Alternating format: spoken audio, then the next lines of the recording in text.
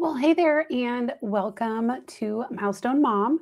Today, we are going to talk about why your baby isn't crawling yet and if you should worry.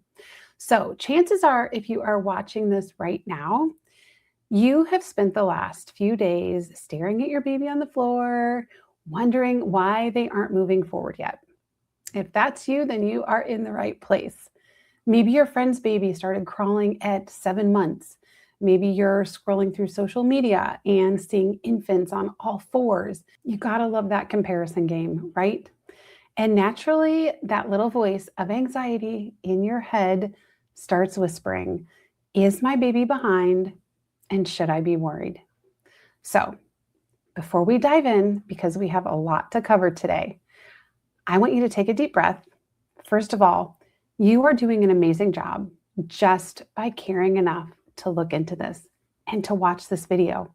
Second, as a general rule in pediatric developmental therapy, it's not just when your baby starts crawling that matters, it's how they are developing overall. And in today's video, we are going to break down everything you need to know about your little one's crawling milestones, what skills actually build upon each other for crawling to happen, why moving backwards when your little one is scooting backwards and learning to crawl is completely normal, and the exact red flags that you should pay attention to, and some actionable things you can do right at home now to encourage movement without forcing it. So if you're ready, we've got a lot to cover today. So let's go ahead and dive in. Okay, so let me go ahead. I refuse to edit this video today, so we're just gonna share the slides and we're gonna get going. Let's see here. So why my baby isn't crawling yet and should I be worried? And I want to point out that it's not just when they crawl, and that's why I'm excited to dive into this. It's actually how they are developing overall. And we are going to break this down because prerequisites, I can never say that word, prerequisites, they need to happen before crawling can even take place. And I'm going to show you what those are today. But I want to start with a foundational truth that every parent needs to hear. There is no magic calendar day when every baby is supposed to crawl. So in medical guidelines or developmental therapy or physical therapy settings, we actually look at milestone windows rather than rigid deadlines. And if you've been around here long enough, you have heard me say this time and time again. So while many babies actually begin crawling somewhere between 7 and 10 months, some actually start earlier, and plenty of healthy, thriving babies start later. And I want you to keep in mind that crawling isn't just one standardized movement, which I've kind of already alluded to. Some babies do a belly crawl or an army crawl. Others scoot on their bottoms. They roll to get across the room, or they even do the classic hands and knees crawl.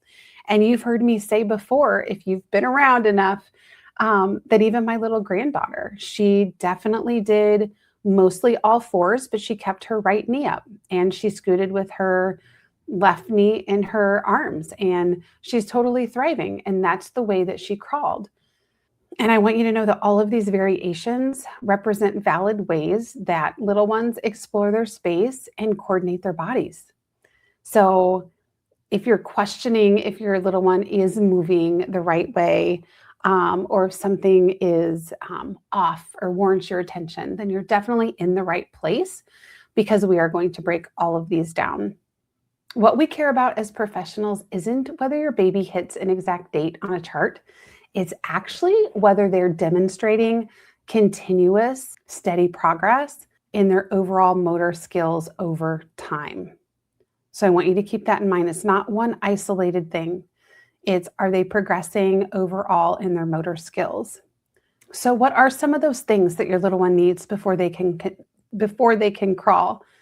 So let's break this down. Before your baby can get on all fours and propel themselves across the floor, A complex cascade of underlying physical skills must come together first. So, crawling is actually a high coordination puzzle for an infant. And I like to say that because if you've actually heard me talk, I say that developmental milestones are like a puzzle piece that fit together. And it's the same way with gross motor. So let's go ahead and look at all four of these major building blocks that your baby is working on behind the scenes. So, head and neck control. Before moving forward, the brain and core muscles have to stabilize the spine and hold the head upright comfortably against gravity. So, building those stable core muscles is crucial for your little one to be able to roll over, to sit, to crawl. That is a precursor of all other things to come. And then arm and upper body strength. So crawling requires carrying a significant portion of body weight through the hands, forearms, and shoulders. So making sure they're able to support their weight on their forearms during floor time is crucial. And then we have weight shifting. So this is another huge one. To move one limb forward, the baby has to shift their entire weight onto the opposite side without collapsing it. So transferring that weight from one side to the other allows them to maintain stability, which again is another key component in crawling. And then of course we have bilateral control. So this means that the left and right sides of the brain and body are communicating smoothly with each other to coordinate reciprocal cross-lateral movements. So learning to use both left and right sides of the body together in harmony is what we're looking for. So if your baby isn't quite crawling yet, I want you to ask yourself, are they building these underlying pieces? If they are gaining core strength and reaching for objects, the foundation is being laid every single day. And I want you to keep that in mind. One of the best windows into your baby's crawling readiness is how they interact with tummy time. Tummy time isn't just a chore to check off, it's the actual strength training for infants. Instead of expecting your baby to jump straight to crawling, watch for these gradual upper body progressions. So first, is your baby comfortable playing on their tummy for several minutes without distress? Are they pushing up onto their forearms and keeping their chest elevated? Do you notice them pushing all the way up on extended hands with straight arms? And are they beginning to lift their tummy or hips slightly off the floor, even for just a second? If you see your baby moving through these stages, even slowly, their upper body and back muscles are getting stronger. Crawling is simply the natural evolution of this upper body strength. Okay, now let's go ahead and talk a little bit about weight shifting. I want to dive into the mechanics here a little bit of how a baby transitions from lying flat to actually moving. And it all comes down to weight shifting. So imagine your baby is laying on their stomach during floor time, and you place an engaging, colorful toy slightly out of reach to their left side. Your baby reaches out with their left arm to shift that hand off the ground. Their body automatically shifts all of their body weight onto their right elbow. Once the weight is successfully anchored on the right side, the left side of the body is suddenly free. That freedom allows the baby to reach, bend a knee, or pull their body forward.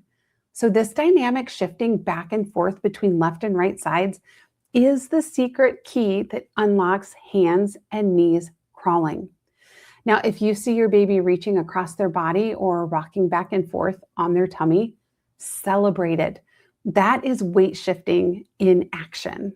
And this brings us to a major principle in developmental pediatric therapy or occupational therapy or physical therapy, depending on which way you're looking at it, is that many parents overlook this. I don't want you just to watch for a static position.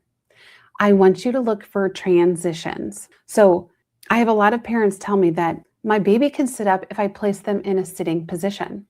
But sitting in one spot is a static posture. So what we really want to see is mobility. Can your baby move out of sitting onto their stomach? Can they twist while lying down to reach a toy behind them? Can they push from their tummy onto their hands and knees and rock? Independent mobility isn't holding just a pose. It's about the fluid, curious transitions between those different positions. So when a baby realizes they can change their own posture to get what they want, crawling is usually right around the corner. I have a whole video on this, but let's go ahead and talk about this. I will leave the link in the description below if you want to watch the full video on my baby is moving backwards. Now, here's a scenario that worries so many parents, and I'm sure that you may even be in the same boat if you're watching this video. Many babies try to crawl, but only end up pushing themselves backwards away from their toys. Now, if this is your baby scooting backwards under the couch or away from their favorite playmat, don't worry. This is completely normal and very, very common. But why does it happen? So quite simply, an infant's triceps and chest muscles are often stronger and easier to control earlier than their hip flexors and leg coordination. I mean, think about it. This whole time, they have really been working on that neck strength and that arm strength in tummy time. So it's natural that those are going to be stronger. So when they plant their hands and push up, the path of least resistance is to propel themselves backwards. So moving or scooting backwards proves that your baby has powerful upper body strength. So this is a good thing and is actively trying to navigate their world. Okay, so far we have talked about all the normal variations of crawling, but I did promise you that we would address when you should actually pay closer attention and speak with your pediatrician or even call the early intervention program if that's the direction you want to go. Remember, parents can refer to the early intervention program if your little one is between the ages of birth and 3 years old. They age out the day before their 3rd birthday, and I will leave a link to the early intervention program in your state in the description. So here are a few specific red flags that we would keep an eye on as therapists. And I'm giving these to you not to, excuse me, not to worry you, but really just to have them on your radar if it's something that you are seeing. So the first one that we look at is lack of progress over time. So if your baby seems stuck at the exact same physical developmental stage, your baby cannot support any weight on their arms during tummy time or on their legs when supported in a vertical position, that can be cause for concern. If they have some low exploration or just kind of passive to different things, meaning that if your baby rarely moves or shifts or shows curiosity about exploring toys or their immediate environment. Persistent asymmetry. This means if your baby consistently drags one side of their body, uses only one arm to pull, or shows a clear exclusive side preference over several weeks. What we like to see is when a little one is strong bilaterally, so on both sides. And then we have loss of skills. So if your baby previously mastered a motor skill like rolling, pushing up, and suddenly loses that ability, if you do notice any of these signs that I just mentioned, remember, I don't want you to panic, but I would definitely bring these up with your pediatrician or call the early intervention program, like I stated. And you can assess your little one's development too. You can look for different patterns. And when assessing your baby's development, I want you to remember that you look for the patterns over several weeks and not isolated single events. We kind of talked about this. So it is totally normal for a baby to favor one hand for a day or two because a toy happens to be on that side, and make sure you are rotating different sides, or to have an off day where they just want to snuggle and do not want to do floor play. That is not a developmental concern. A true clinical concern is a consistent pattern that repeats day after day, week after week.